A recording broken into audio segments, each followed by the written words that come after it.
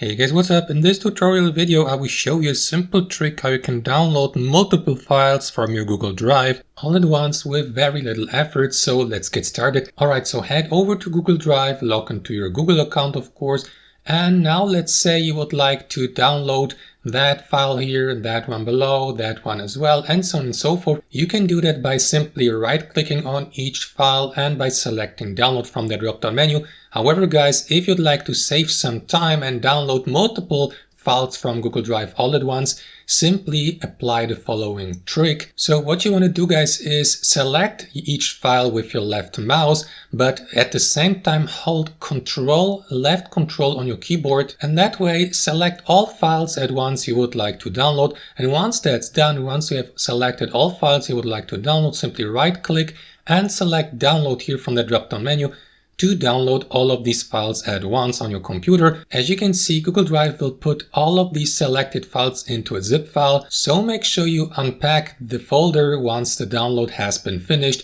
to access your downloaded files. And that's basically it. Thanks for watching and have a fantastic day.